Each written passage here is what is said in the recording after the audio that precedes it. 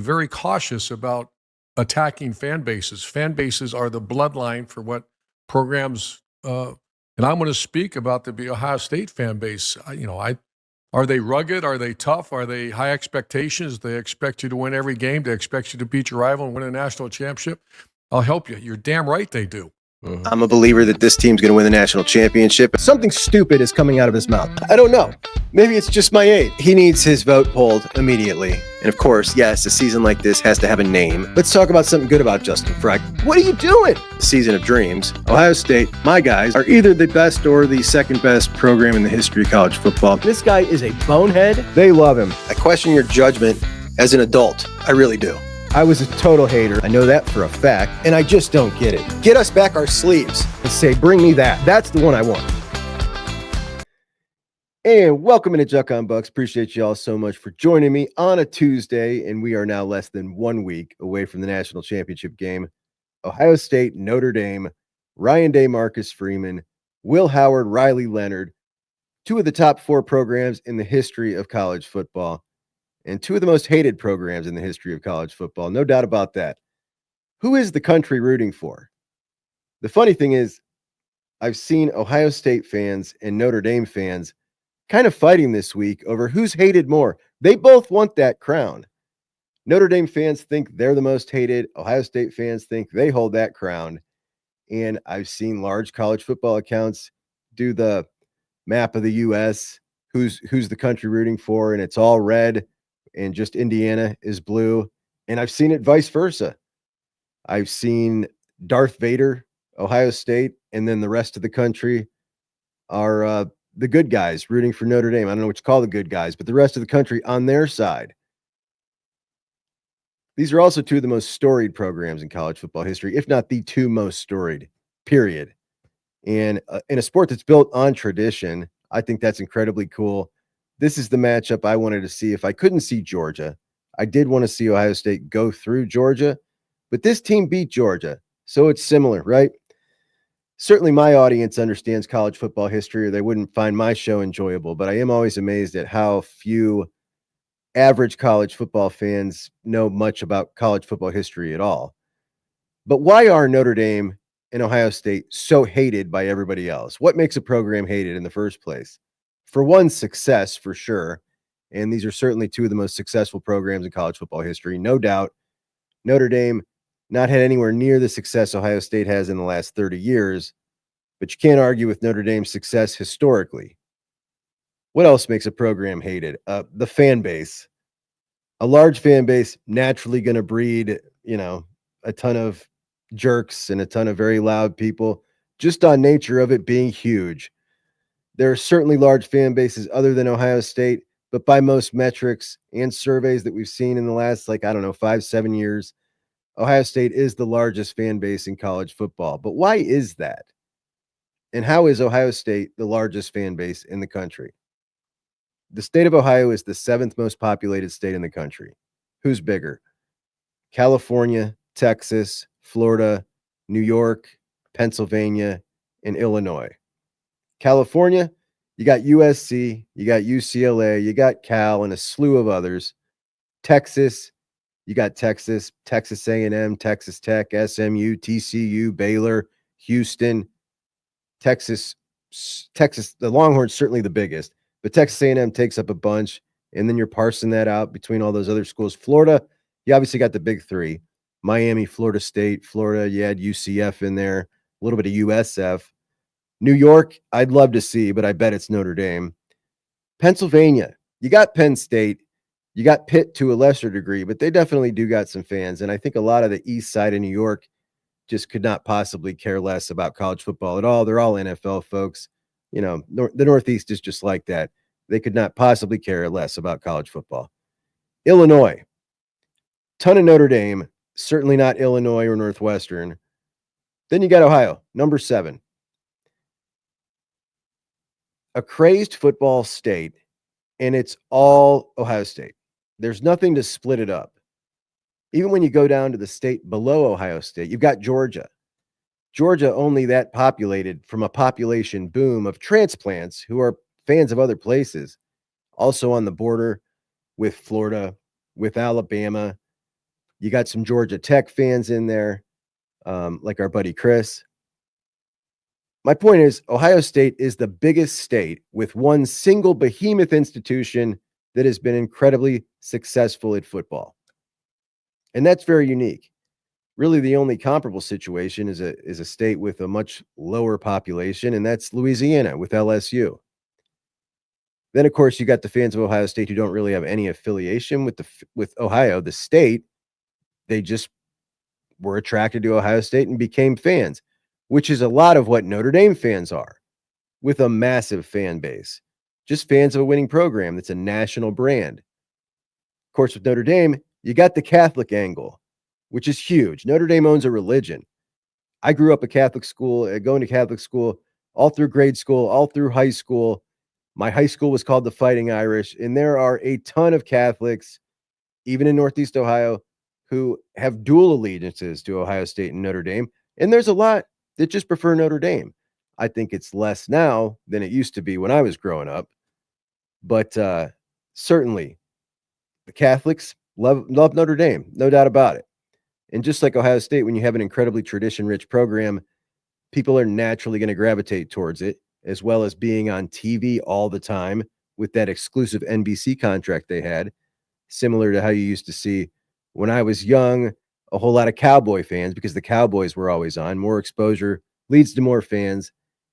And this is why these two fan bases are so massive, which also makes them so hated. Also widely considered two very arrogant fan bases in different ways. Many people think Ohio State arrogance is unfounded, particularly SEC folks. They point to Ohio State's SEC record, and they think if Ohio State had played in the SEC all these years, they would be a middling SEC team historically, not just in the last 20 years, which is the only time period that the SEC was historically dominant, but they think in the history of Ohio State football, they would be a middling SEC program. You see a lot of people who say Ohio State fans think you guys think you're Bama and you're not. Notre Dame, they also feel like their arrogance is unfounded. They've been saying that for years. In fact, this was a big topic just this past offseason. Was Notre Dame still relevant? I forget who said it, but somebody said it once on ESPN, and that topic flew around the country. Every single college football show did a show on it. Were they still relevant? Obviously, Notre Dame is relevant. The Notre Dame athletic director has an equal voice with all of the commissioners in college football. The commissioners that represent their entire conference and the Notre Dame athletic director. He has an equal voice as all of them. That is as relevant as you can get. And the fact that everybody was even talking about him in that sense makes them relevant. But now they're in the national championship game, and we aren't hearing much more of that anymore. But a lot of people cannot stand the academic arrogance stuff, the stuff Marcus Freeman was talking about. You don't have to go to class at places like that. The graduation rate things and things of that nature. I got a comment just this last week. Ohio State mistreats its players, and the graduation rate is 50%. What are you really rooting for? Like that kind of stuff, that pretentious kind of stuff, like that gets a lot of hate for sure. Then you got Ohio State in the transfer portal. We saw the blowback with this fake narrative about Ohio State signing a bunch of transfer portal players, the media narrative to push that. And so many people really think that Ohio State loaded up on a bunch of guys from the transfer portal, when in fact they took 7 guys in the transfer portal, which is fewer than 93 out of 134 schools.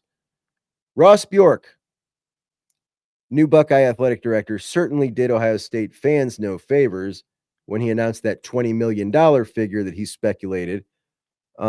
Before that, though, it didn't really matter because we were hearing about the $13 million figure, and that's from a quote Ryan Day made in June of 2022. But nobody cares about the truth. They don't care that Ohio State did the best thing you could possibly do with NIL, which is retain your own players and keep them from going to the NFL. College football fans should want that. We all win when we know players on all the other teams. We want to keep great players in college football, but nobody cares because Ohio State is so hated. The whole country took a whole lot of glee that Ohio State lost to Michigan again. They love to hate Ryan Day, which I never understood. I don't see any qualities about him that would make you want to hate him personally. If he was coaching somebody else's team, I don't think that's the type of guy I would hate. Brian Kelly, that's the type of guy I hate. Brian Kelly used to coach at Notre Dame, and that certainly added to the hate for Notre Dame. But now they got Marcus Freeman, and Marcus Freeman is incredibly likable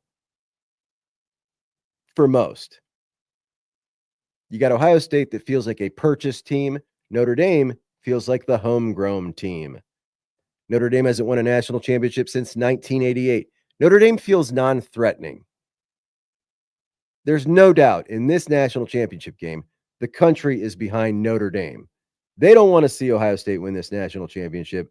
They don't want to see this purchased team with the $20 million roster. Never mind what Notre Dame spent. That doesn't matter. That's not been the narrative all year. They don't want to see this Ohio State team win the national championship after losing to their rival and ragging on Ryan Day all this time and ragging on the Ohio State fan base. They don't want to see us happy. They don't want to see us rejoice. We were just turning on our coach and wanted him fired. Like, you know the narrative, man. They don't want to see it. There's no doubt about it. Notre Dame is the rooting interest here for the rest of the country. And that 10 years ago, how many of these guys, these seniors that came back this year, this class of 2021, how many of them would have come back pre-NIL? You know, we talk about the portal often. We don't often talk about what it's done to rosters looking back and kind of seeing, let's say, the class of 2021. How many guys in that class who are now seniors are still on this team? How many went to the NFL? How many went to the portal? So I went back and I looked it all up. Now, this was a record-breaking class, this class of 2021.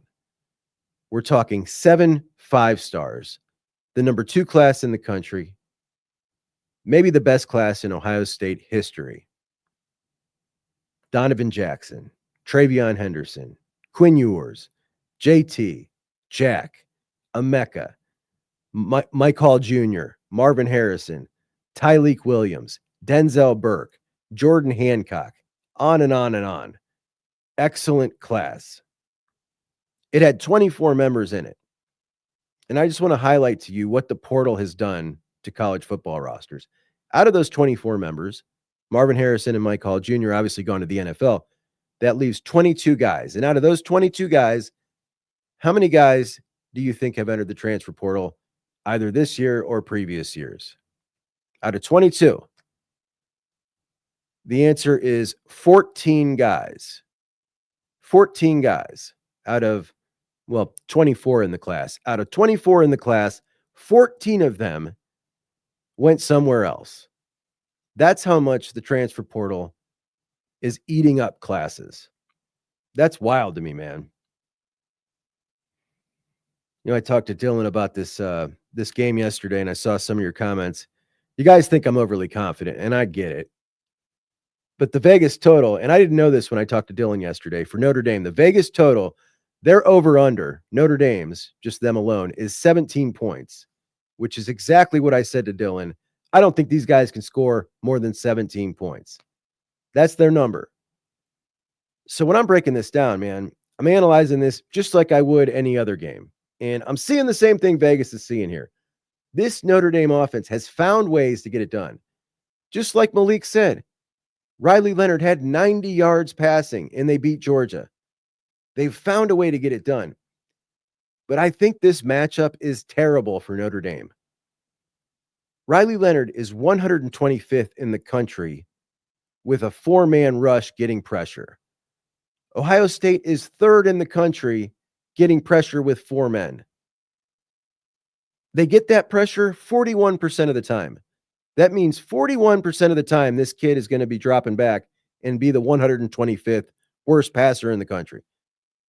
Riley Leonard was 15 of 24 against Georgia for 3.8 yards an attempt. But he did rush for 80 yards. Notre Dame with just 154 yards rushing on the day. So you pass for 90, you rush for 154, and you found a way to win. He's not rushing for 80 yards against Ohio State. Penn State held him to 35 on 18 carries. He was just 15 for 23 against against Penn State. Notre Dame averaged 2.8 yards a carry against Penn State. When you look at all these numbers, Notre Dame should not have won that game. They should not have won that game, and they shouldn't have won a couple of games, but they're pulling it out. And there's something to be said about that. Just find a way to win. Through injuries, through bad performances, they're finding a way to win, and you can win a national championship that way. I feel like the 2002 team was that way, and I feel like if this Notre Dame team goes on to win the national championship, a lot of people are going to compare this to Jim Tressel's 2002 Buckeyes. Ohio State's given up 100 yards to a rusher 2 times this year. In the playoffs, running outside the tackles, they've given up 73 yards on 39 attempts. 39 attempts trying to get outside for just 73 yards. They're playing a defense right now that is forcing you to run inside. They're going to make you come inside, and if you come inside, you got to get through Ty and Tyleek first. And rushers are averaging less than 1 yard a carry before contact. That's insane. Then you got to get past their linebackers. Then you got Caleb Downs playing his rover position 10 yards back. Basically the Caleb Downs position. A guy who's going to enter next season as the best defensive player in the country. Where is Riley Leonard going to go? He's going to have to beat them through the air. He's not going to do it running. And Ohio State is going to shut this passing game down. If Notre Dame's going to win this game, Riley Leonard's going to have to do it through the air. And he's just not going to do it on the offensive side of the ball for the Buckeyes. Penn State abused Notre Dame in the run game. 204 yards rushing. Again, I respect the Notre Dame defense. But Drew Aller was all over the place that night, including that ridiculous interception that sealed the deal where he said he was trying to dirt the ball, throwing it back over the middle of the field late. An absurd decision at any rate. He was 12 for 23 for 135 yards, no touchdowns, and a pick. And yes, you have to give Notre Dame some credit for that horrible performance for Drew Aller. But there was also a lot of very errant throws for Drew. The Notre Dame defense runs more cover one than anybody in the country. The highest rate, number one. They trust their DBs, and they did that against Penn State. And Penn State didn't complete a ball to a wide receiver all night. Again, credit to their corners, but we all know the caliber of receivers they were playing against for Penn State. That's the perfect way to play Penn State. Notre Dame's a try-hard team. They've done a great job. It'll be a great story if they win a national championship. They're not going to win a national championship. Ohio State is going to win this game. Less than a week. And you and I, hopefully, I mean, if you're a Buckeye fan, are going to be celebrating a national championship. I tried every which way to make this work where Notre Dame wins this game. They can't. They're not going to win this game. Ohio State's going to win this game. We talked about this before. You got to pick and choose your spots in this new system. You know, I've been to a couple national championship games. I've never been to the Rose Bowl. So this year I went to the Rose Bowl, and it was a great experience. I got to see an amazing game. It's something that'll stick with me for the rest of my life. It was a very expensive trip. And after the plane tickets and expensive tickets to the Tennessee game, I just can't swing the national championship game. But what I can do is live stream the game like we did for the Cotton Bowl and the Orange Bowl. So that's what we're going to do. We're going to live stream this puppy on January 20th. Ohio State, Notre Dame. Make your plans to be here with me if you're not going to the game, and we'll have a good time. We'll give away some more Juck Guy shirts to our fellas who won those shirts. I've got them in their envelopes. They're addressed to you, and they are ready to go out. We got some guys win some Juck Guy shirts. 3 winners on the night of the Cotton Bowl. So join me on January 20th. But I do want to ask you to please subscribe to the show. Listen, Friday we were at 99,000 subscribers. It happened during the stream. The goal is 10,000 before we hit a year. Now, we hit a year on January 29th. So just right around the corner here. However, We're already almost at 9,300. So we're cooking with gas. We're trying to get there. Help us out. Hit subscribe and definitely please like the video. So I've been trying to do, not everybody is interested in watching an hour-long video. And even some people, if they like your stuff, they may not click when they see that it's an hour-long video. And I have noticed this because I've been trying to do these one-topic national college football videos that are just like 10 to 15 minutes. And I've been doing those over at JUCK on CFB, which is where I'm putting a lot of the national college stuff. If I see a story, national college football story, sometimes I'll put it in the Juckonbucks show. Other times I'll just make a 10-minute video and put it over on JUCK on CFB. So if you're interested in that, go over to JUCK on CFB, subscribe over there, and you can check that out. But last night I did one, and it was obviously pertinent to Ohio State, so I put it on Juckonbucks. And Oklahoma fans, very angry with me, very offended. They are angry and offended that I said Oklahoma was not going to be able to successfully poach Ohio State's defensive coordinator. Apparently that was grounds to call me all sorts of names and be mad at me. And that's fine. They're very offended as well that I said they were rebuilding. I said they were rebuilding because they were 7-5 this year. They just saw 27 guys leave for the portal, and they landed just the 17th ranked recruiting class, which is poor for Oklahoma. So mad about that. Mad that I said they were not going to be able to successfully poach Jim Knowles from Ohio State. And I am someone who trolls fan bases sometimes when I don't like them. The Oklahoma fan base is not one of them. I'm a guy who respects Oklahoma a lot. I think that Oklahoma is a fan base that doesn't get the proper respect around the country that it deserves. Like, I've even said this before many times in the show, and I was rooting for them in the SEC in their first year because I feel like in the rivalry between them and Texas, nationally, they get a lot more respect than Texas. I think a lot more people feel that Texas is the superior program historically, and they're not. Oklahoma ranks considerably higher than Texas in almost every category by which we judge a college football program. Number 5 on my list, Texas just number 8. And I also feel like I enjoy the Oklahoma fans quite a bit.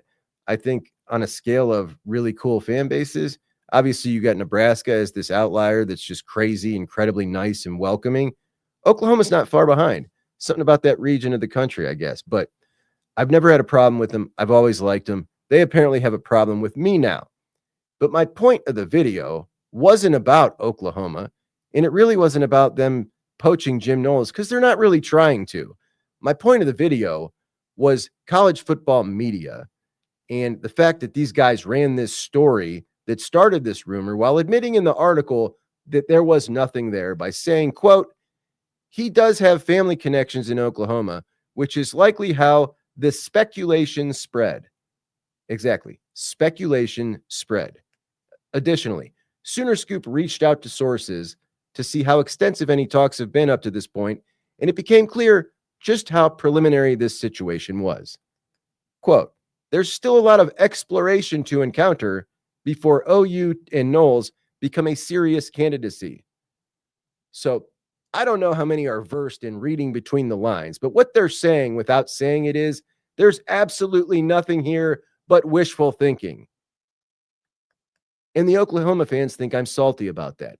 I'm not salty about that because Jim Knowles isn't going to Oklahoma. I'm salty about that because of that article and the rumor that it started and garbage stories like that, because now we got to listen to this going into the college football national championship game. And I find it obnoxious and I find it crappy journalistic practice, and it's catching fire and going all around the country, and it's peddling in rumors. And that's what I don't like about it.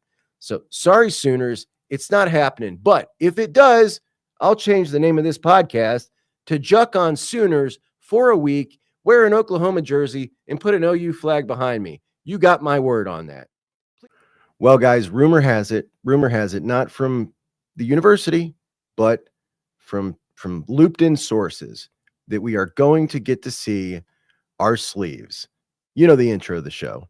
Give us back our sleeves. It's in the show. It's something I'm passionate about.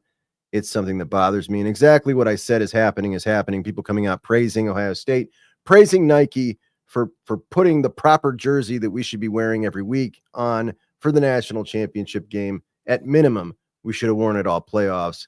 But at least we get to see it for this game against Notre Dame. So we'll be wearing the whites with the heritage stripes or the proper sleeves, and they're going to be wearing their blues.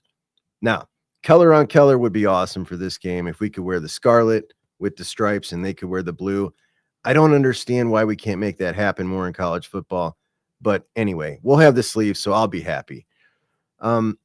If you've been watching the show for any amount of time, you know that I am very defensive of attacks to the Ohio State fan base because I feel like we are an incredible group of folks that support our passion like no other. And the last month and a half, since the head coach of the football team coached the worst game of his career and lost to the team that you can't lose to for the fourth year in a row at home, and the way he lost the game for the fourth year in a row, the national media and every talking head destroyed him. That was the initial reaction. They destroyed him. How could you lose to this Michigan team? How could you do it with this Ohio State team with a $20 million roster? How could you play this game the only way that they could possibly win? How could you lose to Sharon Moore 0-2 to this guy? They destroyed him. And then a funny thing happened. They realized that Ohio State fans weren't coming to the defense of their coach, that Ohio State fans were also destroying their coach.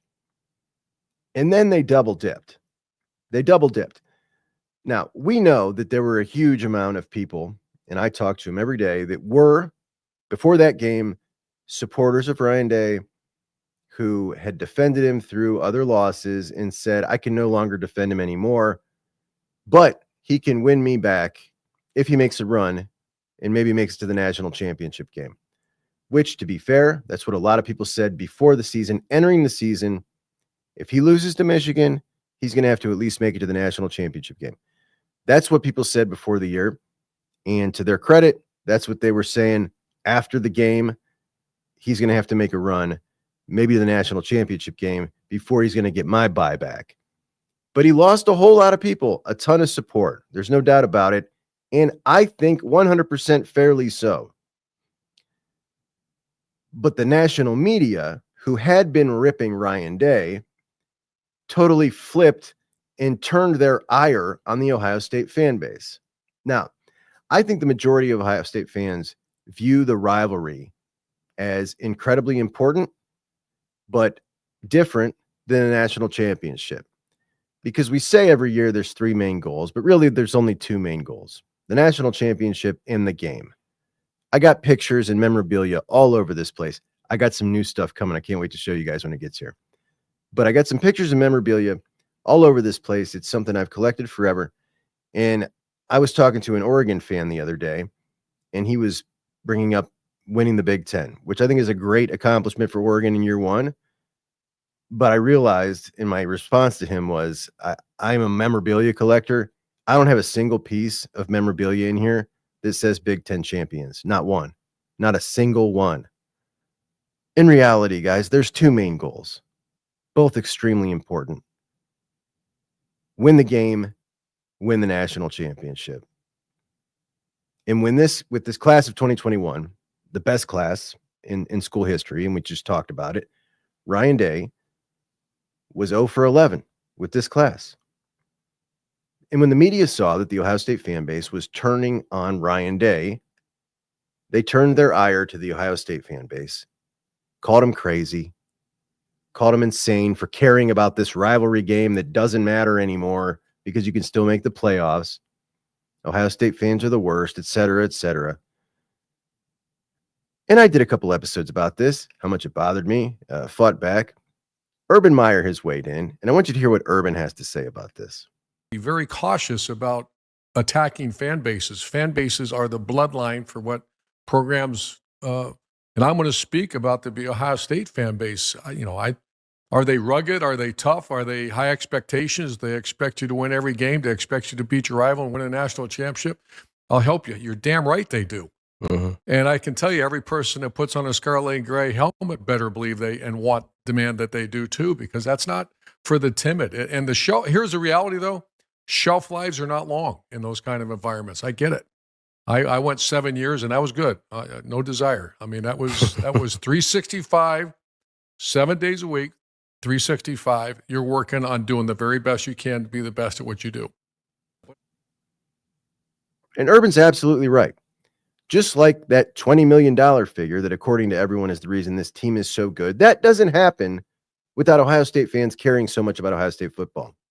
But I tell you one thing, you can never worry about an open seat at Ohio Stadium. You can never worry about a program that's not going to be funded by the people because they are complete, absolute nut jobs. Ohio State fans made up 40% of the Rose Bowl against Oregon, a West Coast team. 40% of the Cotton Bowl against Texas, in Texas.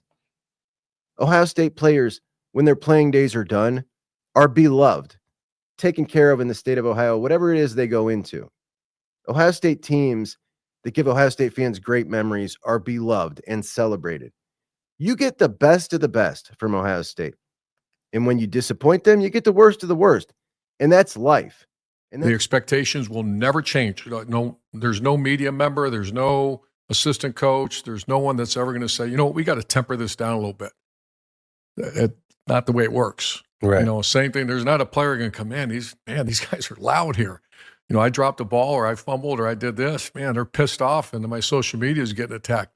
I know. I mean, don't drop the ball. And that's what we're talking about here.